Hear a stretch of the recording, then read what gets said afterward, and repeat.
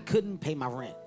I couldn't pay the rent. I was living by myself. I was 19, and my half of the rent was $400 a month. Yeah. And I just didn't have it. And I was like, Mom, look, you said you were going to help me while I was doing the stand-up. I know I was trying to do it myself. I need your help. They're going to evict me. And she was like, read your Bible. Wow. And I was like, I read the Bible, but the notice is on the door. Like, they're gonna evict me, Mom. And she was like, talk to me when you read your Bible. And I'm like, all right, whatever, Mom. A couple days go by, they're changing the color of the notice. The notice is now, they shifted to pink. This is serious. That's right, you got 3 days now. The pink means it's real. Mom, they're gonna kick me out. I'm serious. I need the money or else I'm not gonna have a place to live. Did you read your Bible?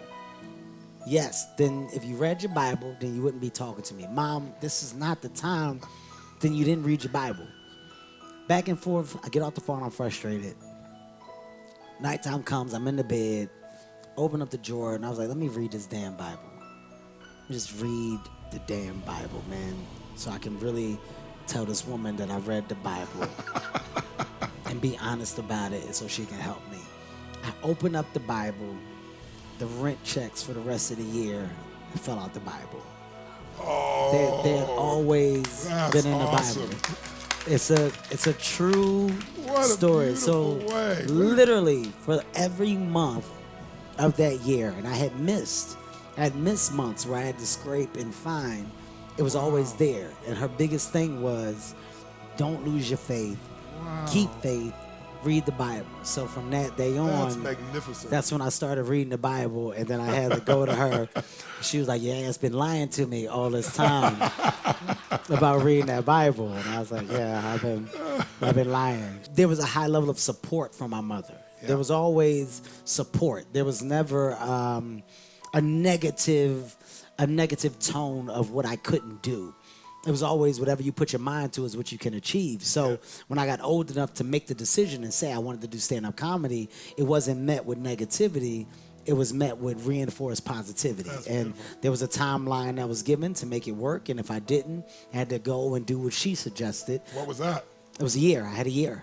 I had a What year were to figure you it out. gonna have to do what she suggested? What was I had that? to go to school. I had to go to school. To study what? It didn't matter. She wanted me in school. School. Yeah, I wasn't the best student, people. I went to community college for 2 weeks. Failed several tests at that time. Self-esteem was low. The one thing that I've taken from my mom that's just, it's branded in me. It's, you get one life. And out that one life, you're only going to get out of it what you put into it. And information is free. That's what she always just say. There's so much free information. She stayed in school. She always wanted more. She wanted more degrees. She just wanted to learn. And our biggest fights came with me not wanting to learn. Naturally as a kid, I wasn't that great of a student. I didn't care for school. I didn't want school. But as I got older and I become, I started to find my way. I became an individual that realized the power of the thing that was preached to me so much, which was knowledge and information. So the thing that I've taken from my mom is that feeling of never being content, never being okay with where you are, because after every level is another level, whether you realize it or not. And I always wanted to see what was past the thing that I got. I got here, but what was back there? I was never content with being here. So when you look at me now, as a successful comedian, actor, and you start to realize the tears, put the model in there. You look at producer, you look at writer, you look at, network owner, radio channel that I own, author. There's so many things that are acting as olive branches to a tree because I realized that tree just grows.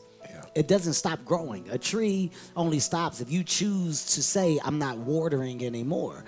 But at the age 40, I feel like there's so much more water that I can put in this tree and so many more things that I can have hang from my tree. And that comes just from my mother's ability to reinforce. And what you think a child isn't receiving, he may not be at the moment, but at a later time, the light bulb will go off and it's, oh, shit, That's what that was about. My lessons that were taught to me at the young age of 14 through 18 have clicked in at the age 24 to now going on 40. This is when I realized all the work that she put in. You know, my mom she was a very religious woman. So a little fact about my mother is that she never came to any of my comedy shows when I started. Even if things were going good, she never attended a comedy show, never. And it never bothered me because she supported me, but she didn't like the environment. She didn't like alcohol. She didn't like smoking. She didn't like cuss words. So she never went. And I was okay with that because that's not what she is about. But she would always ask how it went. Always wanted to know if it was still the passion that I felt that it was to me, and if I was going to go through with it. We had conversations about it. When she passed away, we found a box. And my mom had clippings and memorabilia from everything that I've done in stand-up. Wow. So though she was never there present, she was aware and gathered all things that her child did that acted as inklets of any type of success. As minute as they may have been, Kevin Hart's little flyers that were in a newspaper, she clipped it out, she saved it. The things that were in the neighborhood that may have been on a local restaurant or cashier's check cashier place outside, you would see the clippings. All of my hustle and bustle, she tracked. And I think to me that was the most amazing thing. What did it mean to you? That was my nod from an angel that acted as what you don't know is sometimes better. Yeah. Sometimes it's better what you don't know because finding out is going to do more than it would have been when I had have known. If she had have attended those shows and I find that box when she passes, wouldn't mean as much. It's not the same thing. Yeah. But the fact that I found it after the fact, it was the biggest, like, oh my God. Yeah. Like, did you feel her love in a different way? Oh my God, 100%. Wow. You know, and it made me feel like the support that she gave was even bigger. And now as I achieve the success, I don't feel like, damn, I wish my mom was here to see it. I 100% know that my mom is witnessing it at the highest level and that there's a constant applause and pat on the back. So there's never the feeling or void of missing or not being present.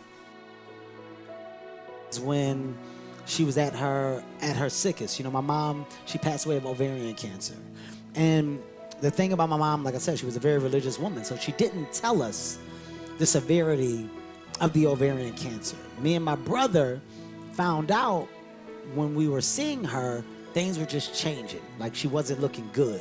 So we had to basically drag my mom to the hospital. And we found out then that she was trying to take care of herself naturally. She didn't believe in doctors. She didn't want medicine. She didn't want drugs. It's just not what she was about. By that time, of course, it was too late for the stages that she was at. And the doctor let me and my brother know, you know, this particular time, it's terminal, you know. Yeah. Unfortunately, you're going to lose your mother in, 30 days. It was a short amount of time. Sure. And, it hit me and my brother. We're shaking up. We're like, God damn. He's like, we should talk to mom about it before the doctor does. Yeah. I feel like it should come from us. And we went to talk to my mom and tell her what the doctor said. And we started talking about the time period. And she was like, you don't have to talk to me about a time period of how much life I have left. She said, because that means that you're wasting my valuable time with negativity. She said, when we could be doing other things. Wow. She said, I want you to talk to me, spend time with me, read books to me, be with me. At the brink of what would be the worst to so many, she was the trooper of all troopers. And we never talked about death. Until the last stages, we never talked about dying. Nobody was allowed to come in that room and mention anything about death. It was talking about great moments, family reunions, the time when the time when he, lessons that she did, that she didn't, what we loved the most. Mom, it was nothing but laughter until her dying day. And that showed me that you can't break a great spirit. Like, That's there's some that's people, awesome, brother. there's some people that have, That's right. you know, such a heavy weight on them with so much that they deal with, but they're able to maintain the highest levels of positivity, and it's because of their spirit. Yeah. There's a higher thing in just wanting to be happy. Yeah. My mom's want and will to be happy because of all that she's done is what I saw at the end. She put in all this time, energy, and work by dealing with my dad and shit and trying to pick up all the pieces that on those last days, it was about happiness. Don't stress me out. Wow. It was nothing but happiness. So, like I said, the stories of Nancy Hart are endless, but when you see the way that I maneuver and you look at all the things that I go through in my life and people are like, man, he just keeps going. Yeah. It seems like he's not shaken or bothered or broken. You can't break what's been built to last. I'm built to last. Awesome, man. That's fucking beautiful. So that's the difference. That's beautiful.